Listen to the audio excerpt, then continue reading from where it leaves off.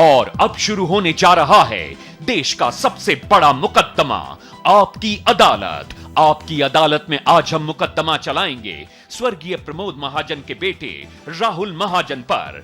आपकी अदालत में आज जनता की ओर से जज होंगे दिल्ली पुलिस के भूतपूर्व कमिश्नर टी.आर. कक्कड़ और जनता की ओर से मुकदमा चलाएंगे जनता के वकील रजत शर्मा।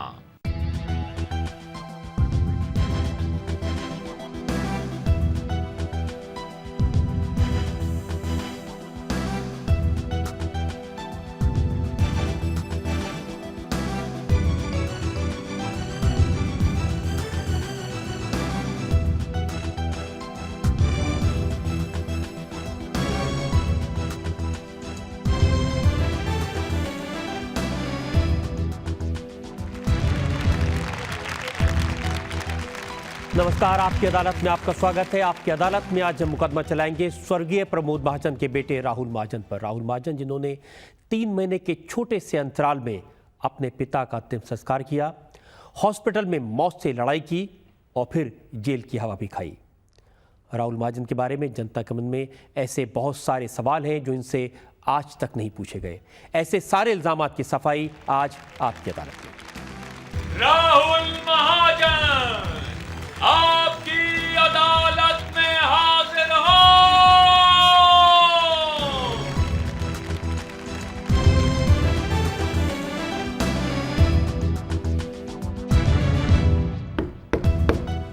अदालत की कार्रवाई शुरू की जाए। हम राहुल महाजन पर मुकदमा चलाएं, उनसे इल्जाम लगाएं, उनसे सवालात पूछें। इससे पहले एक नजर डालते हैं उस पृष्ठभूमि पर, उस बैकग्राउंड पर जिस पर आज मुकदमा चलाया जा रहा है आपकी अदालत में। राहुल महाजन की पहली पहचान बनी प्रमोद महाजन के बेटे के रूप में। ऐसा बेटा जिसके पास सब कुछ था, एक ताकतवर पिता, आलीशान घर, चमचमाती कारें, पायलट की नौकरी, आंखों में सपने। लेकिन चाचा प्रवीण महाजन ने एक काली सुबह 3 गोलियां प्रमोद महाजन के सीने में उतार दी। उसके बाद राहुल महाजन की कहानी किसी हिंदी फिल्म के स्क्रीन प्ले की तरह उतार चढ़ाव देखती रही। पिता का साया सिर से उठ गया। राहुल महाजन ड्रग्स कंज्यूम करने के बाद मौत से लड़ने के लिए हॉस्पिटल पहुंच गया। हॉस्पिटल से छूटा तो जेल की हवा खानी पड़ी। इस कहानी में आज भी कई ऐसे राज छुपे हैं जिनका खुलासा होना है। राहुल महाजन अपनी शादी के बाद हनीमून से अभी लौटे हैं। आपकी अदालत में आज उन्हें इन सवालों के जवाब देने हैं जो आज तक उनसे किसी ने नहीं पूछे। तो मुकदमा शुरू होता है आपकी अदालत में। पहला इल्जाम राहुल महाजन पर। आपकी अदालत में राहुल महाजन पर इल्जाम है कि इन्होंने अपने पिता का नाम बदनाम किया। राहुल, गोली लगने के बाद प्रमोद महाजन 12 दिन हॉस्पिटल में थे। पूरे देश ने देखा, हजारों लोग आपको मिलने आए थे, लाखों लोगों ने उनके लिए दुआई मांगी होगी। ये उनकी जिंदगी भर की कमाई थी। आपको नहीं लगा कि आपकी हरकतों से प्रमोद महाजन ने जीवन भर जो इज्जत कमाई थी वो गंवा दी? पहली बात है, कौन सा ऐसा बेटा चाहेगा कि अपने पिता का नाम खराब करे? तो ये बिल्कुल गलत बात है। मैंने जाने में या अनजाने में ऐसा कोई काम नहीं किया जिससे मेरे पिता की आत्मा को दुख पहुँचे, दर्द पहुँचे। मगर हालात ऐसे थे जो ना मेरे हाथ में थे। जब समय ख़राब चलता है तो काफ़ी चीज़ें ख़राब चलती है। तो दुख तो ज़रूर है कि कहीं ना कहीं दाग लगे हैं, मगर ये जानबूझ के दाग नहीं है। मगर दुख इस बात का है। देखिए, मैं आपको याद दिलाता हूँ, जिस समय प्रमोद जी की हत्या हुई, अपने भाई के हाथों हत्या हुई, लोगों ने सवाल नहीं उठाए थे। लेकिन जब आप ड्रग के केस में पकड़े गए, जब हॉस्पिटल में रहे, जेल में रहे, उस समय बहुत सारे सवाल उठे। उस समय सवाल उठे, आफ्टर ऑल एक भाई ने भाई की हत्या क्यों की? ये सवाल तो मैं भी सोचता हूँ। डबल जेपडी हो जाती है कि अगर अपना सिक्का खोटा हो तो क्या कर सकते हैं। कभी कभी सोचता हूँ मेरी दादी माँ किस पे गुस्सा निकाले, किसके लिए रोए। दोनों अपने ही बेटे हैं। लेकिन आप तो अपने चाचा को जानते होंगे, आपने वक्त बिताया होगा उनके साथ में। कभी आपको लगा कि कोई आग है उनके मन में? ऐसा अगर मुझे कभी लगा होता तो मैं ये घटना होने के वक्त हमेशा डैडी के साथ रहता, मगर ऐसी कोई आइडिया नहीं थी। हालांकि पिताजी ने उनको बचपन से पाला पोसा, सब कुछ किया जैसे मुझे किया। हमारे साथ ही रहते थे। जब हम लोग अंधेरे में फर्स्ट टाइम मुंबई में आए, चौल में रहते थे, तो सब एक ही कमरे में हम सोते थे। चाचा दादी मैं माँ और पिताजी, तो उनका सारा पढ़ाई लिखाई शादी सब कुछ पिताजी ने किया। तो मेरे ख्याल सत्ययुग का ज़माना नहीं है, कलयुग का ज़माना है, और कुछ नहीं कह सकता उस बारे में। कभी आपको ये नहीं लगा जो बातें कही गई कि वो अपॉइंटमेंट भी मांगते थे तो अपॉइंटमेंट नहीं मिलता था, उनको कहा प्रमोद जी ने अपने सेक्रेटरी से मिल लीजिए, उसकी वजह से उनके मन में नाराज़गी हुई? नहीं, ऐसी कोई बात नहीं हो सकती, और ये वजह कोई किसी का खून करने के लिए नहीं हो सकती अपॉइंटमेंट। और मेरे ख्याल से पिताजी कभी ऐसे नहीं करते थे। उन्हें सारे अपने जितने परिवारजन हैं उनको हमेशा समय दिया है और बहुत सारा प्यार दिया है। अपॉइंटमेंट बहुत छोटी बात होती है इसके लिए। बहुत सारे अखबारों ने ये लिखा कि प्रॉपर्टी को लेकर झगड़ा था, वो उनसे प्रॉपर्टी चाहते थे, पैसा चाहते थे। मैं भी ढूंढ रहा हूँ कहाँ प्रॉपर्टी है, कि आपने अभी प्रोमो में कहा आलीशान घर, और मेरा घर 1000 स्क्वायर फीट से कम है। इवन आपने देखा जहाँ गोली चली वो घर का नक्शा भी आया था, वो it is less than 1000 square feet. नहीं, हम आलीशान घर की बात कर रहे थे, उस 7 सर्जन रोड पर जो सरकारी मकान था। सरकारी घर तो सरकारी आलीशान है, तो सरकारी घर भी आलीशान होगा, और प्राइवेट रेसिडेंस तो हमारे कोई आलीशान नहीं है। लेकिन आपको कभी ये नहीं लगा कि किसी बात को लेकर, किसी पैसे को लेकर झगड़ा हुआ हो, किसी प्रॉपर्टी को लेकर झगड़ा हुआ? क्योंकि तरह तरह की बातें कही गई। आफ्टर ऑल जब एक भाई भाई को मारता है तो बहुत सारे सवाल खड़े होते हैं। देखिए, कभी ऐसी कोई प्रॉपर्टी या कोई संपत्ति का विवाद था ही नहीं जिसका मैं सोच सकता हूँ। लोग कहेंगे, लोग सोचेंगे क्या हो सकता है, और मैं भी सोच रहा हूँ कारण क्या हो सकता है, कि ये दो चीज़ें तो पक्का नहीं है। ऐसा कोई विवाद नहीं था, कोई प्रॉपर्टी ऐसी है नहीं जिस पर विवाद हो सके। कभी घर में परिवार में बात होती है, किसने असेस करने की कोशिश की, उनके परिवार वालों से जानने की कोशिश की? नहीं, अभी फ़िलहाल तो ऐसी कोई हालत मानसिक नहीं कि ज़िंदगी नॉर्मल रहना मुश्किल था। इसमें जाके किसी परिवार से मिलना, पूछना और सब करने से पिताजी वापस नहीं आएंगे। तो मैं सोचता हूँ ज़िंदगी में पॉजिटिव सोचूं, कोई नेगेटिव चीज़ में ना जाऊँ। सर, मैं आपसे ये पूछना चाहती हूँ कि क्या आप कभी प्रवीण महाजन को इस गुनाह के लिए माफ़ कर पाएंगे? नहीं, मेरी माफ़ या ना माफ़ करने का संबंध नहीं है, ये एक कानून का संबंध है। मेरी ज़िंदगी में इस चीज़ में इसलिए नहीं जा रहा हूँ कि ये हर एक व्यक्ति को प्यार करो या नफ़रत करो, ये बहुत स्ट्रॉन्ग भावना होती है। मैं नफ़रत की भावना उनमें इन्वेस्ट नहीं करना चाहता हूँ, कि I don't think he is worth for that also. तो कोई फीलिंग इन्वेस्ट करना समझता नहीं हूँ, और मैं इस चीज़ से दूरी इसलिए रहना चाहता हूँ कि ना तो मैं उसका विटनेस हूँ, ना तो कोई गवाह हूँ उस जगह का। मगर मैं कोई नेगेटिव एनर्जी नहीं चाहता हूँ। मैं ज़िंदगी में पॉजिटिव सोचना चाहता हूँ और पॉजिटिव काम करना चाहता हूँ, और लॉ जो भी अपना कोर्स लेगा उसके साथ जो भी हेल्प लगी हम करेंगे। कभी कभी प्रवीण महाजन का बयान भी अखबारों में देखते हैं, जैसे ये हिंदुस्तान अखबार है, उसमें लिखा प्रवीण महाजन ने चुप्पी तोड़ी। उन्होंने कहा कि वो अदालत में असलियत जाहिर करेंगे। ऐसी क्या असलियत हो सकती है जिसको वो जाहिर करेंगे? उन्हें करनी चाहिए अगर कुछ कह रहे हैं तो, मगर अगर एक कातिल कुछ कह रहा है, सस्पेक्टेड कातिल, तो उस पर कुछ रिएक्शन देना मैं उचित नहीं समझता हूँ। क्या आपको कभी ऐसे लगा कि वो मानसिक रूप से बीमार थे, मेंटली? मानसिक रूप से मेरे ख्याल से बिल्कुल नहीं थे। काफ़ी होशियार और इतनी प्लानिंग करके, जिस तरह अब लोग कह रहे हैं, चार्जशीट में भी कहा गया है, इतना कोल्ड ब्लडेड करना, तो इस तरह मानसिक कोई बीमारी लगती नहीं मुझे। आपके मन में किस तरह की याद है अपने चाचा की, अपने प्रवीण महाजन की?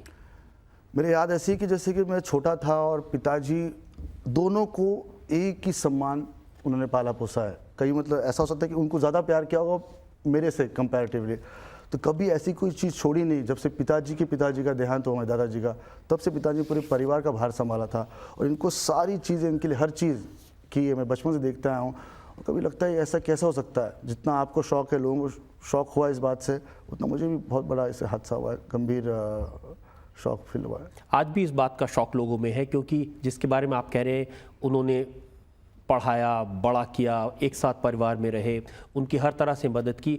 उसके बाद कोई भाई प्लान करके रिवॉल्वर लेके जाए और सुबह सुबह के वक्त गोली मार दे?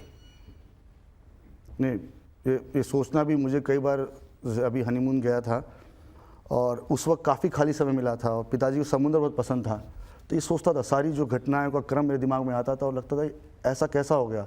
और उसकी एक दिन पहले रात को पिताजी के साथ मैं बैठ के डिनर कर रहा था, और हम सोच रहे थे कि हम हॉलीडे पे जाएंगे, और 29 तारीख को जाना था। पिताजी को मैंने कहा था कि अब एयरपोर्ट में मिलेंगे, और पर वो परमानेंट हॉलीडे पे चले गए और हम यहाँ रह गए। तो दुख तो होता है, अभी जिसने क्या किया उससे झगड़ के कुछ करके, जो law will take its own course, मगर पिताजी तो नहीं आते वापस। एक दिन मेरी गोपीनाथ मुंडे जी से बात हो रही थी, वो कह रहे थे कि जब हम डिनर टेबल पर बैठते हैं तो मुझे बहुत ख्याल आता है बूढ़ी माँ, आपकी जो दादी हैं, वो उस टेबल पर होती हैं, और वो कह रहे थे जब मैं खाना खा रहा हूँ तो मेरे मन में ये ख्याल आता है कि इस माँ ने एक बेटा खो दिया और दूसरे के बारे में मुझे जाकर अदालत में गवाही देनी है, ऐसी गवाही जो उनको फांसी के तख्ते तक ले जा सकती है। नहीं, ये मुश्किल है। इसलिए शुरुआत मैंने कहा था मेरी दादी पे तो बहुत मुश्किल होगा। एक बेटे का गम, दूसरा बेटा कातिल, इससे बुरा वक्त भगवान या बुरी घटनाएं दुश्मन को बना दे। मतलब ये पता नहीं ये सच्चाई है या लगता है कि ज़िंदगी एक फ़िल्म बन गई है और कोई पॉज कर देगा, स्टॉप दबा देगा और ज़िंदगी नॉर्मल हो जाएगी, पर ज़िंदगी नहीं होती ऐसी नॉर्मल। तो we have to face the reality, और बहुत दुखदायक रियलिटी है, मगर इसको तो फेस करना ही होगा। इसी कुर्सी पर आपके पिताजी से कुछ वक्त पहले हमने बात की थी और वो दिन ऐसा है जो आज हमें बार बार याद आता है। उन्होंने ये कहा था कि मेरा एस्ट्रोलॉजी में, मेरा भाग्य में कोई विश्वास नहीं है। इतनी सब घटनाएं हुई हैं, इसके बाद आपका विश्वास हो गया भाग्य में? देखिए, ये इसमें ऐसा है कि घटना के बाद सब लोग कहते हैं हमने ऐसा कहा था, मगर घटना से 2 दिन पहले किसी ने नहीं कहा फ़ोन करके मुझे कि ऐसा होने वाला है। तो काफ़ी लोग घटना व्यक्त करते हैं, और देखिए इतनी पूजाएं पाठ सब कुछ किया, प्रयत्न किए, मगर आखिर मेरे को लगता है कि जो ऊपर वाली होनी अनहोनी होती है उसको मुझे हम बहुत कम कर सकते हैं। और एक सीख इससे मिली कि आदमी कितना ही बड़ा हो, पावरफुल हो, कुछ भी हो दुनिया की, मगर जब ऊपर से जो नियति है, जो डेस्टिनी है, उसके सामने हम कुछ नहीं कर सकते, सिर्फ कर्म कर सकते हैं। आज आपको ये लगता है कि आपकी वजह से जो उतना सम्मान उन्हें देश भर में मिला था उनकी अंत्येष्टि के समय, उनके जीवन के समय, और जब उनकी अंत्येष्टि हुई तो वो सब देखने को मिला, आपने बाद में जो कुछ किया उससे कहीं ना कहीं नुकसान हुआ उस इमेज को? नहीं, मैंने जो शुरुआत में कहा, अगर दाग हो तो वो मिटाना मेरी जिम्मेदारी है, वो मिटाऊंगा, मगर कोई जानबूझकर किया हुई चीज़ नहीं है ये। और इसमें काफ़ी लोगों को बहुत मिसअंडरस्टैंडिंग है मेरे बारे में, और तो ऐसी कोई चीज़ मैंने जानबूझकर नहीं हुई है। जो भी चीज़ हुई होगी उस समय, खराब समय चलते हुए है। जिस दाग को आप मिटाने की बात कर रहा हूँ, उस दाग को लेकर मेरे पास बहुत सारे इल्ज़ाम हैं। आपकी अदालत में अगला इल्ज़ाम राहुल महाजन पर। आपकी अदालत में राहुल महाजन पर आरोप है कि इन्होंने हेरोइन, कोकेन जैसे ड्रग्स का सेवन किया। राहुल, ये इल्ज़ाम दिल्ली पुलिस का है, आपने हेरोइन, कोकेन ऐसे ड्रग्स का सेवन किया। उसके बारे में आपसे पूछूं, इसलिए मैं उससे पहले उस काली रात के बारे में पूछना चाहता हूं जिस रात ये पूरी घटना हुई। उस रात के बारे में ज़्यादा कुछ मैं कह नहीं सकूंगा कि मुझे वो बात दूसरी अदालत में कहनी पड़ेगी, और अगर उस बारे में कुछ बात करूंगा तो मेरे ख्याल से कंटेम्प्ट ऑफ कोर्ट हो जाएगा, इसलिए मैं केस की डिटेल में बात नहीं कर सकता हूं। लेकिन ये तो आप बता सकते हैं कि ये सही है कि उस रात आप घर में शैम्पेन पी रहे थे अपने दोस्तों के साथ में? नहीं, शैम्पेन वर्ड सुनते लोगों को लगता है, मगर उस रात को अब हम कुछ वाइन या शैम्पेन जो भी था, ऐसे कोई शौक से शैम्पेन किसी ने लाई नहीं थी। प्रश्न तो ये क्रिएट हुआ कि एक तरफ पिताजी की अस्थियां पड़ी हैं, मरे हुए ज़्यादा वक्त नहीं हुआ है, महीना भर भी पूरा नहीं हुआ है, और बेटा घर में बैठकर शैम्पेन पी रहा है। कोई अस्थियां घर पे नहीं थी। वो मैं नेक्स्ट दिन जाने वाला था आसाम, और अस्थियां आसाम पहले ही 1 महीने से थी, मतलब जब से हुआ था, और सारे आसाम में घूमती थी, और मुझे जाके वहाँ उसका विसर्जन करना था। तो कोई अस्थियां ऐसी नहीं थी और कोई पार्टी नहीं हो रही थी। विवेक और हम दुखी बैठे थे। कई बार आदमी दुखी होता है, कई लोग शराब पीते हैं मगर झूठ बोलते हैं, डबल स्टैंडर्ड सोसाइटी में होते हैं। अगर वो या कोई बोले विस्की पी रहा है तो लोग गम में पी रहा है, तो जो आदमी पी सकता है या जो अवेलेबल था, मैं दुकान में जा नहीं रहा था, और विवेक ने बोला ठीक है थोड़ा पी लो, अपना डिप्रेस था। उस रात को मैं काफ़ी डिप्रेस था। इनफैक्ट मैं कह रहा था किसी को कि जीवन में जीने की इच्छा नहीं बच रही है, ऐसा कुछ तो बोल रहा था।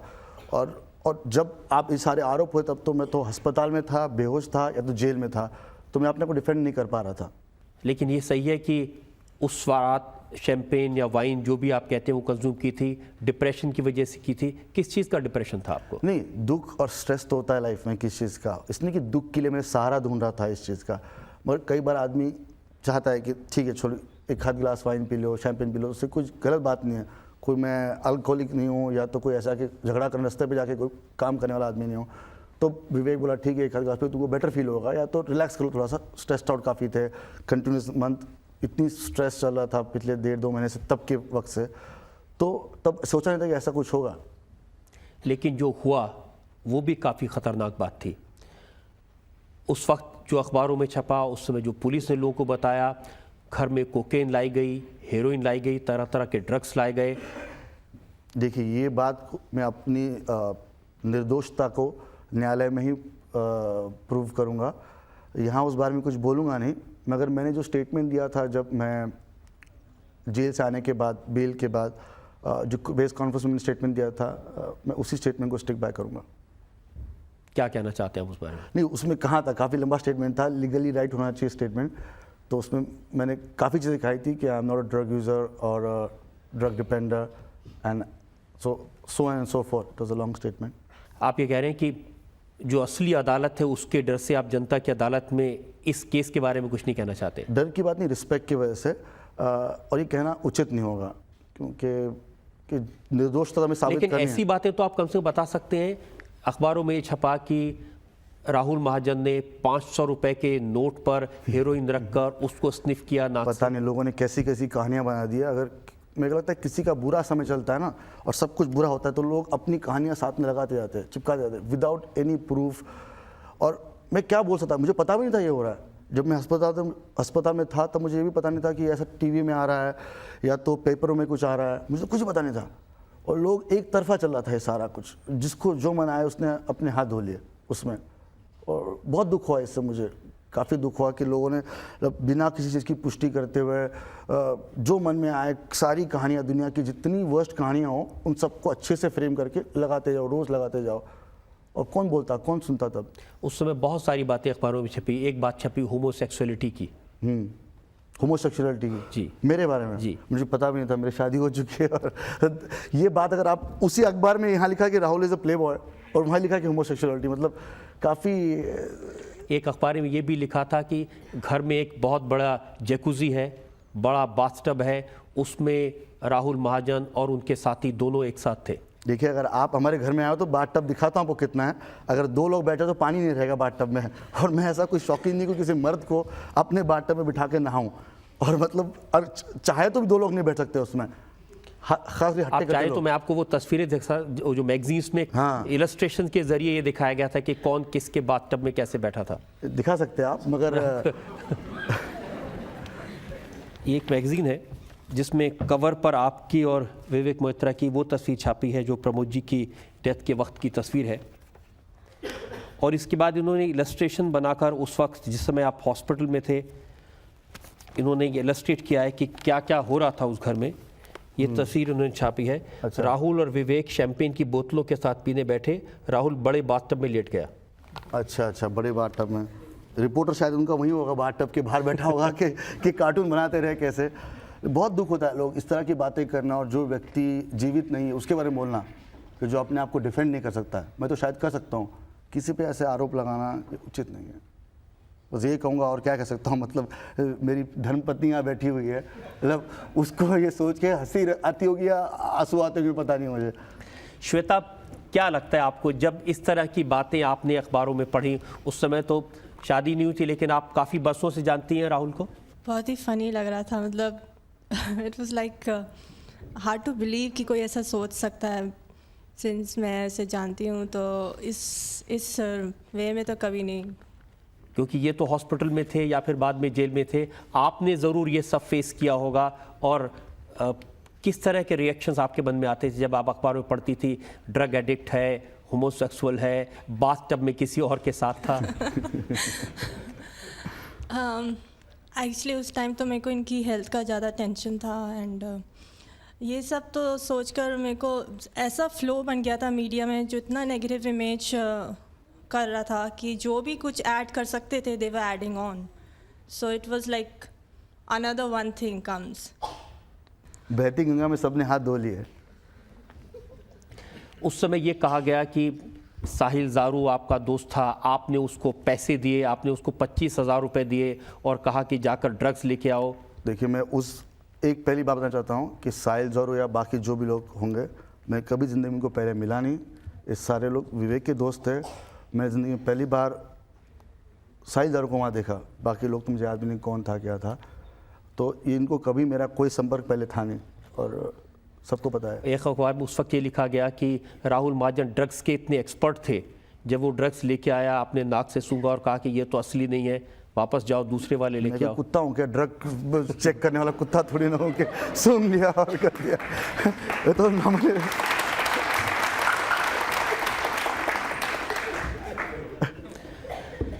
अगर आपको मैं पुलिस का इल्ज़ाम बताऊं, पुलिस ने आपको NDPS एनडीपीएस एक्ट के तहत जो आप पर इल्ज़ाम लगाया है उसमें कहा कि जो सब्सटेंस मिला था आपके कपड़ों से या वॉमिटिंग से, उसमें अलग अलग तरह के जो ड्रग्स होते हैं उनकी कॉकटेल थी। उसमें हेरोइन भी थी, उसमें कोकेन भी था, उसमें ओपियम भी था। देखिए, अगर लोग सोचते हैं, मैं इस बारे में बोलना नहीं चाहता हूँ, मगर एक करूँगा, कोई खुदकुशी, अगर कोई ड्रग एडिक्ट भी हो तो अपनी खुदकुशी के लिए तो बैठा नहीं होगा वहाँ।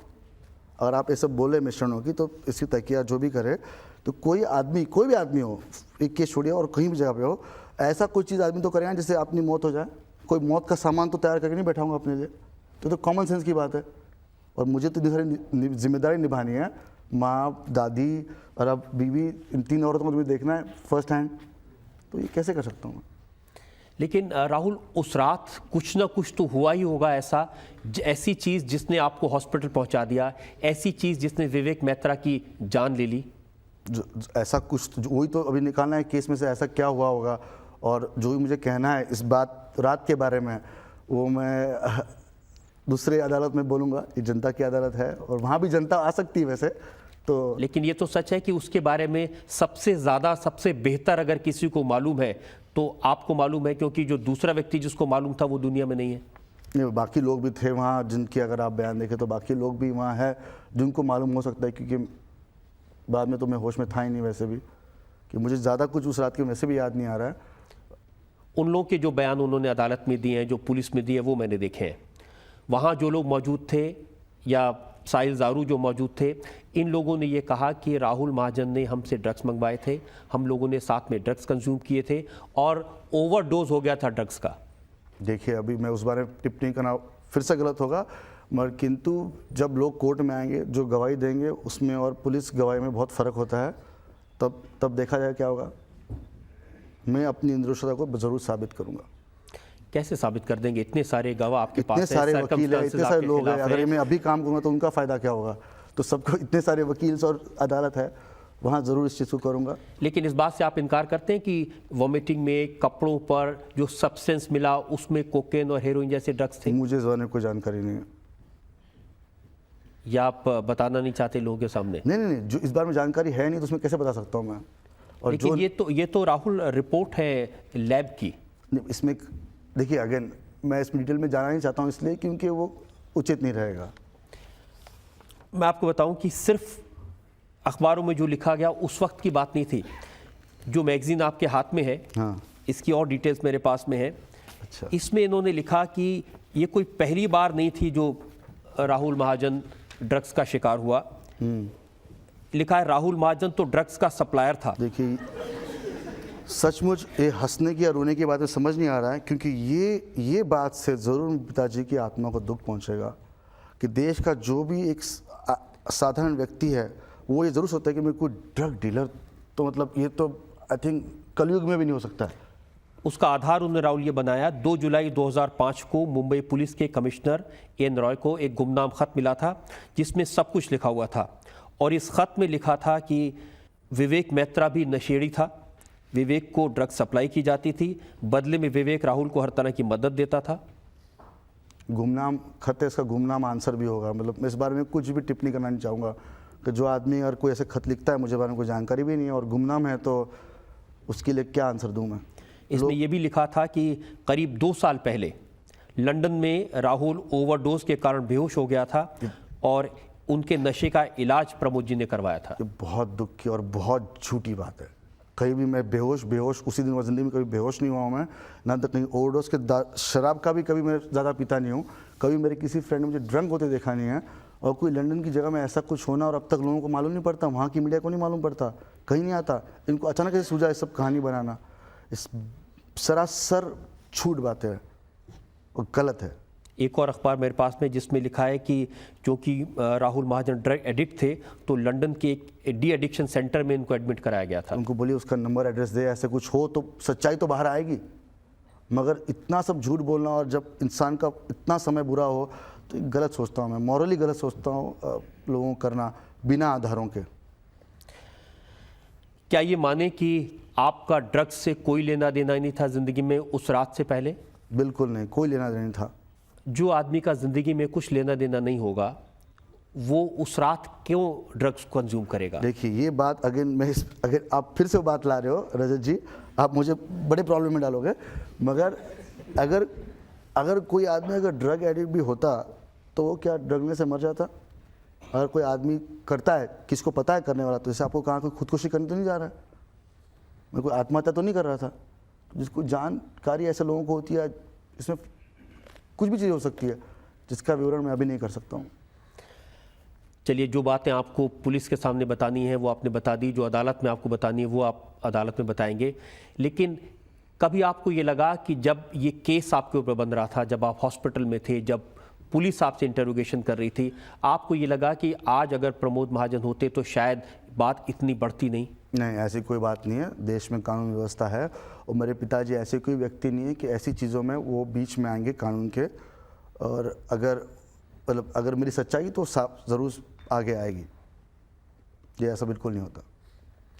जब आप जेल में गए तब आपको लगा कि आपके साथ ज़्यादती हुई है, क्योंकि अभी आप कह रहे हैं कि आपने कुछ किया नहीं था, कोई ड्रग नहीं लिया था? देखिए, कई बार देश में क्या होता है कि कोई आदमी बड़े बाप का बेटा हो या कोई सेलिब्रिटी हो तो उसको उसके एडवांटेज नहीं मिलने चाहिए, जैसे बोलते हैं लॉ सिस्टम में, बट सेम टाइम उसको डिसएडवांटेज भी नहीं मिलना चाहिए उस चीज़ का। यहाँ तो फ़ायदे की बात तो ठीक है, फ़ायदा नहीं होना चाहिए पुलिस की तरफ से, अदालत से नहीं होना चाहिए, ठीक है, पर नुकसान भी तो नहीं होना चाहिए। कोई आदमी को देश में बाकी पेट्रोल हाइक हो गई और अग्नि मिसाइल कुछ फेल हो गया, वो कुछ नहीं आया। राहुल महाजन का इशू कैसे नेशनल इशू हो जाता है? How does it concern to masses? किसी को भी देश में बाकी इतनी समस्या आती है, लोगों ने सब भूल के हर हेडलाइन में, हर खबर में हेडलाइन दे दिया आपने, बाकी सब देश की जो आम जनता की प्रॉब्लम से भूल गए। ये मैंने नहीं किया। ये इसलिए राहुल की कोई उम्मीद नहीं कर सकता है प्रमोद महाजन के बेटे के ऊपर इस तरह के इल्ज़ाम लगेंगे, इसलिए ये हेडलाइन बनती है, इसलिए ये बड़ी खबर बनती है। लोग जानना चाहते हैं कि एक 30-31 साल का लड़का जिसकी अभी पिता की डेथ हुई है ऐसा काम कैसे कर सकता है? मैं भी ये जानना चाहता हूँ, ऐसा काम मैंने नहीं बता रहा हूँ आपको, जो बताना है वो जाके अदालत में ज़रूर बताऊँगा। चलिए, इल्ज़ाम मैं बड़ी अदालत के लिए छोड़ता हूँ जिसमें आपको सफाई देनी पड़ेगी। आप हो सकता है इस केस से बचकर निकल भी जाएँ। ज़रूर निकलूँगा, हो सकता है कि बात नहीं है, ऊपर वाले के दरबार में देर है मगर अंधेर नहीं। आपकी अदालत में अगला इल्जाम राहुल महाजन पर। आपकी अदालत में राहुल महाजन पर आरोप है कि इनकी वजह से इनके पूरे परिवार को एम्बैरेसमेंट हुई। राहुल, ऐसे वक्त में जब पूरा परिवार एक शॉक से गुजर रहा था, तकलीफ से गुजर रहा था, जब ड्रग का केस हुआ, तो आपको ये नहीं लगा कि पूरे परिवार को इससे एम्बैरेसमेंट हुई? देखिए, मैं पूरी ईमानदारी से कहूँगा, मुझे इस बात का बहुत दुख है कि अनचाहे में मेरे साथ जो भी बीती हो, मेरे अकेले के साथ नहीं बीती, हॉस्पिटल है, जेल, मेरी फैमिली को इसके तो जाना पड़ा। मेरी माँ को, जिनकी हालत बहुत ख़राब थी, दादी को, सिस्टर को, श्वेता को, सारी फैमिली को, सारे दोस्तों को बहुत इससे काफ़ी तकलीफ़ सहनी पड़ी और इसका मुझे बहुत ज़्यादा दुख है। मगर ऐसे वक्त मुझे और एक बात समझ में आती है कि मेरे काफ़ी दोस्त और फैमिली मेरे साथ थे, उनको मेरे पे विश्वास था कि आम लोगों को पता ही नहीं मेरे बारे में क्या है, तो उनकी ओपिनियन तो जो पेपर में आएगा होगी, पर जब तक अपने जो जानते हैं आपको बचपन से, जो दोस्त, फैमिली के लोग, वो आपके साथ है, तब तक ये आपको पता है कि आप सच्चाई के मार्ग पे हो, और वो हट जाए तो फिर कुछ गलत ज़रूर हुआ है। ऐसे एक बड़े आदमी का बयान मैं आपको बताना चाहता हूं, जो आपको, आपके परिवार को बरसों से जानते, जिन्होंने छोटे से आपको बड़े होते देखा होगा, अटल बिहारी वाजपेयी। उन्होंने उस वक्त कहा कि राहुल महाजन गलत संगत में पड़ गया, वो बिगड़ों की संगत में चला गया था, इसलिए शायद उसने ऐसा कर दिया। देखिए, अटल जी का बयान मैंने खुद देखा नहीं था जब जेल में था, मगर एक यहाँ कहना चाहूँगा, अटल जी ने जो मेरे लिए किया उस वक्त, कि जो भी बयान दे के एक तरफ बात करना, वो एक बाप भी अपने बेटे के लिए नहीं करता था, उन्होंने उससे भी बड़ा काम किया मेरे लिए। He stood by to me, एकदम चट्टान की तरह मेरे साथ खड़े हुए थे, और उन्होंने काफ़ी सपोर्ट जिस तरह मैं पिताजी को किया था या उनकी तरह बेटे की तरह उनको संभाला था, सेम चीज़ मेरे साथ की उन्होंने। लेकिन आपको नहीं लगा कि बीजेपी को एम्बैरेसमेंट हुआ? थोड़े दिन बाद वाजपेयी जी को अपना बयान बदलना पड़ा, उन्होंने कहा कि कानून अपना काम करेगा। देखिए, मैं इतना कोई बड़ा आदमी नहीं हूँ जिससे पूरी पार्टी को प्रॉब्लम हो सकती है, तो मुझे नहीं लगता है ऐसा कुछ। आप तो इतने बड़े नहीं है, लेकिन प्रमोद महाजन इतने बड़े थे भारतीय जनता पार्टी के लिए कि उनका बेटा कुछ करे, उसका असर तो ज़रूर पूरी पार्टी पर होगा। ये पार्टी का असर तो जो भी कुछ हुआ होगा उसकी मुझे, अगर हुआ है तो बहुत बुरी बात है, उसका भी दुख है मुझे। और सबसे ज़्यादा मुझे परिवार को जो हुआ, और परिवार में अटल जी, अडवाणी जी की फैमिली हमारी शामिल है। जब मैं परिवार कहता हूँ, क्योंकि इसी पार्टी में हम बले पड़े होंगे और इसी पार्टी में मरेंगे, तो परिवार का मतलब ये है अटल जी की फैमिली, अडवाणी जी की फैमिली, राजनाथ जी की फैमिली, कि इन सबको भी काफ़ी दुख पहुंचा इससे। और परिवार में सबसे करीब गोपीनाथ मुंडे, उन्हें महाराष्ट्र में राजनीति करनी है। जब इस तरह के इल्ज़ाम लगे राहुल पर, तो आपने कभी नहीं सोचा कि मुंडे जी के दिल पर क्या बीती होगी? नहीं, मैंने कहा आपको कि मुंडे जी को जो साथ मुंडे जी ने दिया है लगातार पिताजी के हाथ से लेके अब तक, उन्हें काफ़ी कठिनाइयों से जाना पड़ा। मगर मुझे दुख है उनको, अगर कुछ बात का दुख हुआ होगा, मगर जिस तरह वो साथ में रहे, ये बहुत ही कम लोग। यहाँ देखिए आप, एक चाचा जो ऐसे कर सकता है और एक फूफा, तो दुनिया में सब कुछ अंधेरा नहीं है। मतलब एक उसमें से पॉजिटिव मैसेज लेता हूँ मैं कि देखिए फूफा जी आपके लिए इतना कर सकते हैं, और अपना खुद का चाचा इतना बड़ा दुख दे सकता है आपको। लेकिन उन लोगों के बारे में सोचिए ना जिनको आपने दुख दिया, आपकी वजह से। किसी को दुख नहीं दिया, चाहकर। मेरी निष्पाप आत्मा है, शुद्ध आत्मा है, और दिल साफ है मेरा, वरना ऊपर वाला तो है ना। एक तो परिवार के लोग, एक विवेक मेहत्रा जिसने जीवन भर प्रमोद जी की सेवा की, हरीश शर्मा, उनके ऊपर भी मुकदमा चल रहा है आपकी वजह से, सिर्फ इसलिए कि उन्होंने आपको हॉस्पिटल पहुंचाने का इंतजाम किया था। ये बहुत अच्छा पॉइंट बताया आपने, सिर्फ इसलिए कि उन्होंने मुझे हॉस्पिटल पहुंचाने की कोशिश की। पर इन सबको मतलब मुझे बहुत ज़्यादा दुख है, हरीश जी का, घर के स्टाफ का, इवन हमारे घर में धोबी था बुढ़े 75 ईयर्स, उनको भी जेल में बंद कर दिया था। तो इन सबको मैंने जाके, जब जिस दिन आया, सबसे मैंने माफ़ी मांगी थी कि चाहे जाने अनजाने में जो कुछ हुआ हो, मैंने कभी किसी का बुरा नहीं सोचा। और किसी को तकलीफ़ हो तो मैंने, वो बूढ़े हमारे जो बाबा थे धोबी, 75 साल के, 2 दिन जेल में थे, सारे स्टाफ को रखा था, उनसे मैंने हाथ जोड़ के, पाँव जोड़ के माफ़ी मांगी। और ये मुझे पब्लिकली करने की ज़रूरत नहीं है, पर्सनल चीज़ है मेरी, जो मैंने कर चुका हूँ ऑलरेडी।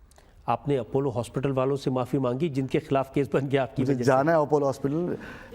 इनफैक्ट मुझे बीच में खबर ऐसी पड़ी थी, अपोलो ने जो साथ दिया, डॉक्टरों ने जान बचाई। आजकल जान बचाना बड़ा महंगा पड़ता है लोगों को।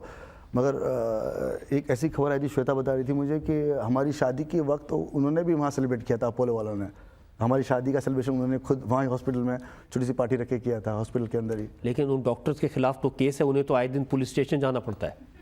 ये तो सच बहुत दुखदायी बात है। और जिन्होंने जान बचाई, उन्होंने इतना कुछ किया। एक सवाल शायद आपसे किसी ने नहीं पूछा होगा, लेकिन बार बार मीडिया में ये सवाल उठता रहा, जब रात में इस तरह की घटना हुई तो घर के पास में मेडिकल इंस्टीट्यूट पड़ता है, सरकारी हॉस्पिटल है, वहाँ ना जा करके आपको अपोलो हॉस्पिटल क्यों ले जाया गया? देखिए, तब मैं इस हालत में नहीं था, ना तो होश में था कि मैं डिसाइड कर सकूं। मगर आपने कई सरकारी हॉस्पिटल के हालात देखे होंगे और पिक्चरों में भी देखे होंगे कि लोग फॉर्म भरते हैं, और मेरे ख्याल से 5-7 मिनट का गैप था, शायद मैं यहाँ बैठा नहीं होता अगर कहीं जाता। उसका मतलब कि वहाँ के डॉक्टर खराब है, ऐसी कोई बात नहीं। मगर तब हरीश जी को जो लगा कि इमीडिएटली, क्या इंस्टिंक्ट फीलिंग कि कहाँ जाके जान बच सकती है इमीडिएटली, कि जहाँ पेपर वर्क ना करना पड़े। हमने कई जगह लोग पेपर वर्क करते रहते हैं और आदमी वहीं चले जाता है।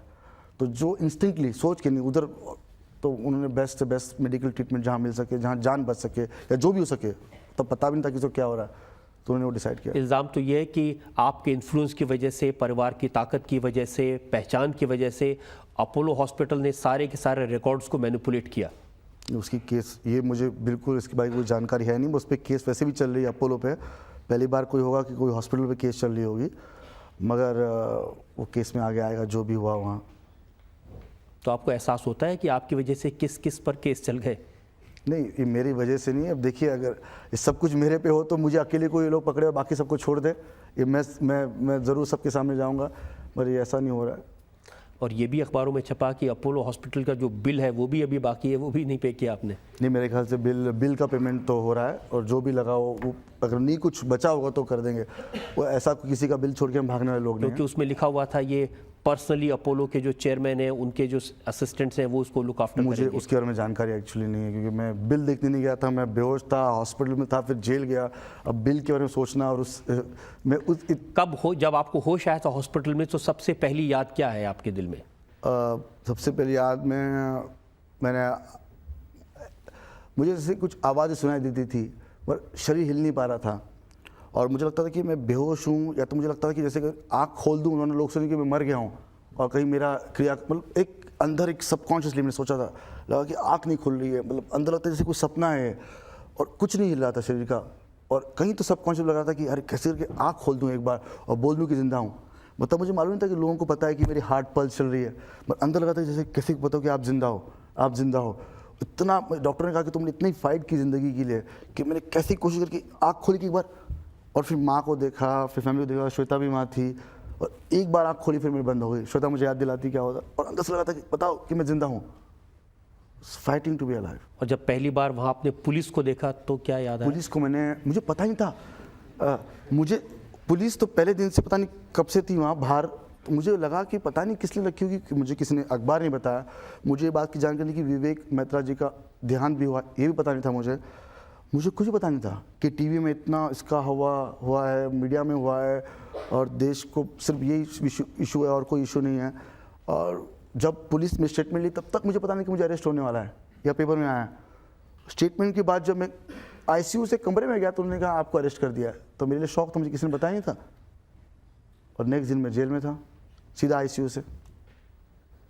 और पुलिस ने क्या पूछा आपसे? नहीं, उन्होंने लंबा बयान लिया आईसीयू में विद फिटनेस सर्टिफिकेट जो भी होता है, और उसके बाद बयान के मुझे लगा कुछ नहीं होने वाला है। मतलब पता नहीं, मुझे कुछ आइडिया नहीं, मैं तो खुशी से जा रहा था कि व्हील चेयर पे कि मुझे कमरे में ले जाएंगे, कि आईसीयू में कंटिन्यूस रह के, कि पिताजी भी आईसीयू में थे, मैं भी था। सो मानसिक रूप पे बहुत अच्छी जगह नहीं थी। और कई बार आईसीयू में किसी की मौत देखते हो सामने आप, किसी के अलार्म चले जाते, बजते रहते, तो देख के बहुत अच्छी जगह नहीं थी, मुझे वहाँ से निकलना था। और जब रूम गया जो भी चौथी रात है 5वें दिन को, तो तब पुलिस ने बताया कि आप अरेस्ट हो गए।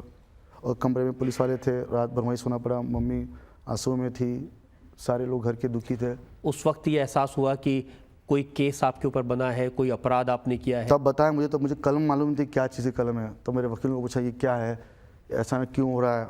और पहली बार जब मैं बाहर निकला, मुझे व्हील चेयर पर लाया गया, जो नॉर्मली तो आईसीयू से 2 दिन तक रखते हैं नॉर्मल कमरे में, किसी को सीधा घर भी नहीं भेजते, जेल की बात तो बहुत दूर की है, मगर मुझे एक ही रात रुकाया गया और नेक्स्ट दिन लेके गया। तब पहली बार देखा इतनी सारी मीडिया और रैपिड एक्शन फोर्स रखी थी। अब पता नहीं क्यों थी रैपिड एक्शन फोर्स और मीडिया लोग, तब मालूम पड़ा कि ये इतना बड़ा सब हो रहा है। तो कोई आइडिया नहीं थी मुझे, जब तक मालूम पड़ता तो मैं जेल में था। राहुल, जनता से पूछते हैं, इस पूरे केस के बारे में लोगों के मन में बहुत सारे सवाल हैं। अगर आप इतनी सारी परेशानी में ना होते तो आप इतनी जल्दी शादी कर लेते? नहीं, शादी का और परेशानी का कोई संबंध नहीं है। काफ़ी लोगों ने पूछा, श्वेता को मैं काफ़ी सालों से जानता था और मीडिया में काफ़ी इस बारे में आ चुका है, कितने साल से जानते थे। और इन्होंने ऐसे कठिन समय पे मेरे को साथ दिया।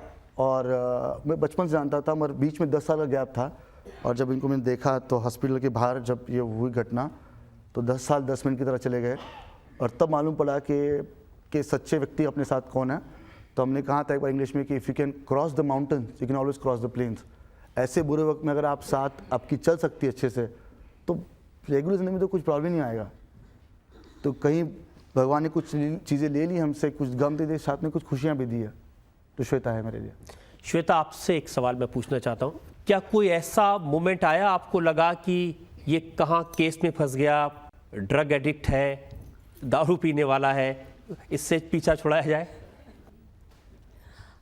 जब ये हॉस्पिटल में थे तब बहुत लोगों ने मुझसे बोला था ऐसा जो आप बोल रहे हैं, बट जैसे किसी को जानते हैं बचपन से तो फिर ये क्वेश्चन तो अराइज होता नहीं है। तो पर्सनालिटी पूरी डेवलप हो चुकी होती है तुम्हारे माइंड में उसके बारे में। सो ऐसा कोई, मेरे बहुत सारे फ्रेंड्स ने बोला था कि आप इनसे दूर हो जाइए, बट मेरे दिमाग में कभी ऐसा नहीं आया। बिकॉज क्यों, जैसे हम ग्रो करते हैं बचपन से किसी के साथ, सो यू नो कि what that person is, so I know what he was capable of and what he is all about in his mind. तो there was no question thinking on these lines. तो दोस्त क्या कहते थे कि क्यों फंसना इस चक्कर में? नहीं, बहुत लोगों ने कहा था कि जैसे इतने डिफेम हो गए तो आप इनसे दूर हो जाइए, पर वो है ना। अब तो शादी हो गई श्वेता, ये बताइए कहीं तो लगता तो नहीं कि गलती कर दी है? नहीं, कभी नहीं, ऐसा नहीं, बिल्कुल भी नहीं। अब मौका है जनता के सामने, अगर आप राहुल से कुछ पूछना चाहें तो आप पूछ सकती हैं। ओह, दैट्स नाइस। ओके, जैसे ज़िंदगी बहुत बड़ा सफ़र है, आप क्या सोचते हैं, आप कितने दूर पहुँचे और भविष्य में और कहाँ अपने आप को देखते हैं? भविष्य में कहाँ देखते हैं। ये वो सवाल है जो वो घर में नहीं पूछ सकती है। देखिए अभी जीवन साथी मिला है, तो एक जीवन साथी के साथ अभी हमारा 4 व्हील ड्राइव हो गया है। पहले 2 व्हील ड्राइव था, 4 व्हील ड्राइव। तो ज़िंदगी हर बड़े टेरेन के, हर बड़ी मुश्किल के ऊपर हम साथ में जाएंगे और जहाँ भी जाएंगे पिताजी का नाम रोशन करेंगे। आपकी अदालत में अगला इल्जाम राहुल महाजन पर। आपकी अदालत में राहुल महाजन पर इल्जाम है कि ये जिंदगी को लेकर सीरियस नहीं हैं। राहुल, आपको इस बात का एहसास है कि घर में एक बूढ़ी दादी है, माँ है, अब शादी हो गई, पत्नी भी है, अकेले जिम्मेदार आदमी हैं पूरे परिवार में आप? इसका सबसे ज़्यादा एहसास मुझे ही है, क्योंकि इन सब की जिम्मेदारी मुझे निभानी है, ख़ास करके माँ की भी, क्योंकि आज सबकी शादी हो जाए, बहन की होगी, मेरी होगी, हर जन का एक जीवन साथी है। और माँ ने ऐसे वक्त पे जीवन साथी खोया है जब इस वक्त पे उनको सारी जो ज़िंदगी की कठिनाइयों से आके एक लेवल पे पहुँचा, आज ज़िंदगी एंजॉय करनी थी उनको, और तभी इनको इतना पेन है। तो मेरा बहुत बड़ा फ़र्ज़ है कि माँ को कभी किसी चीज़ की कमी ना पड़ पाए, कि ज़रूर देखना है। कैसे बदलेंगे? अब तक तो आपने अपनी ज़िंदगी ऐसे जी है जैसे लाइफ इज़ ए पिकनिक। ये लोगों को लगता है जिन्होंने देखा नहीं है, मगर देखिए मैंने अलग चीज़ ज़िंदगी में ज़रूर की, मगर बहुत सारी चीज़ें की, फ्लाइंग की, टेलीविज़न प्रोग्राम किए, अलग अलग बिजनेसेस किए। मगर ज़िंदगी में देखिए एक कितनी पल की ज़िंदगी नहीं, हर पल में कितनी ज़िंदगी डाल सकते हो, ये बहुत ज़रूरी है। तो मैंने अपनी ज़िंदगी हर पल में बहुत सारी ज़िंदगी डालने की कोशिश की, और क्योंकि ज़िंदगी इतनी छोटी होती है इसका एहसास मुझे हुआ है, और पहले भी था, मेरा एहसास होता है कई बार घटना होने से, कि अगर आदमी कई अलग चीज़ें कर सकते हैं इसका मतलब कि नॉन सीरियस नहीं है।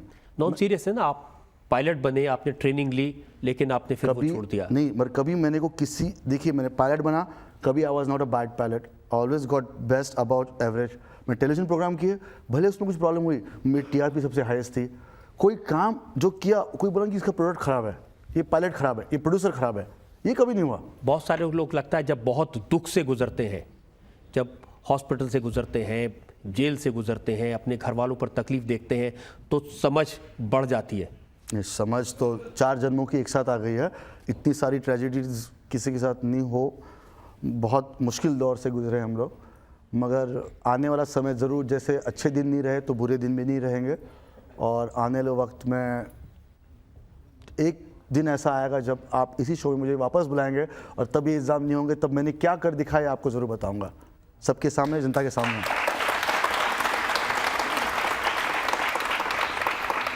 जब ख़राब हालत में थे, सबसे जो ख़राब दिन होंगे वो जेल के 9 दिन होंगे जो आपने बिताए थे, तब उस वक्त किसी का सहारा मिला? हमने अखबारों पढ़ा, पप्पू यादव जो मेंबर ऑफ पार्लियामेंट है वो आपके गार्जियन बने हुए थे जेल में। नहीं, गार्डियन तो देखिए जेल ऐसी जगह होती है कि जहाँ दुश्मन में ना जाए।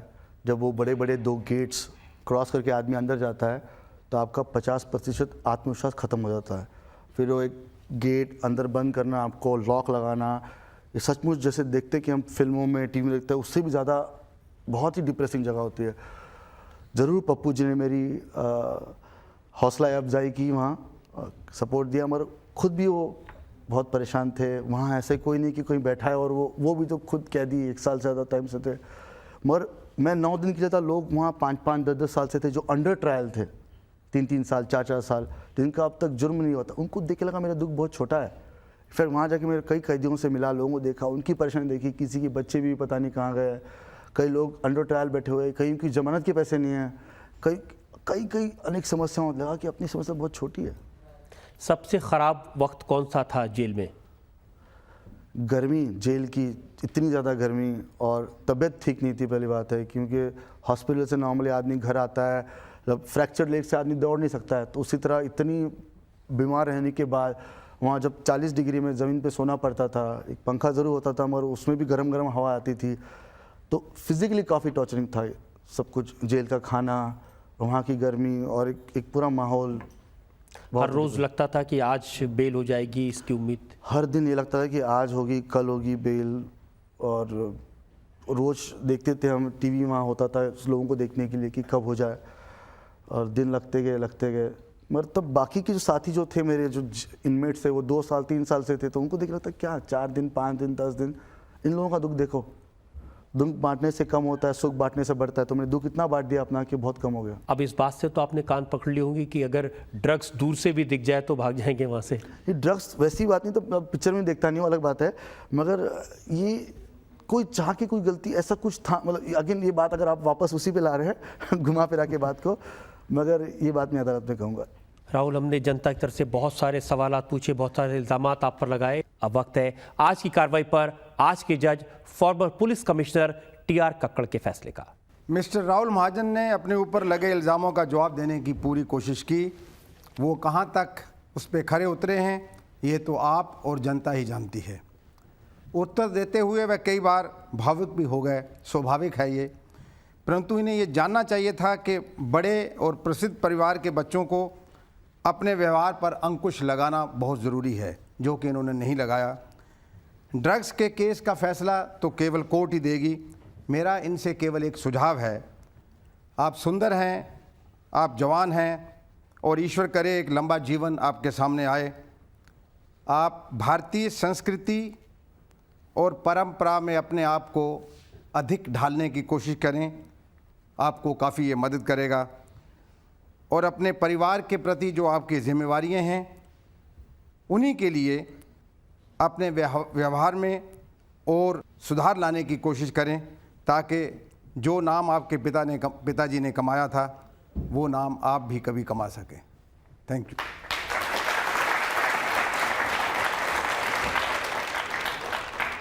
राहुल महाजन की बातों में कितनी सच्चाई है, कितना दूध है, कितना पानी है उनकी बातों में, इसका आखिरी फैसला आपको यानी जनता को करना है।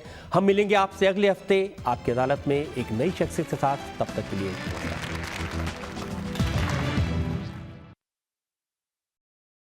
महाजन की बातों में कितनी सच्चाई है, कितना दूध है, कितना पानी है उनकी बातों में, इसका आखिरी फैसला आपको यानी जनता को करना है।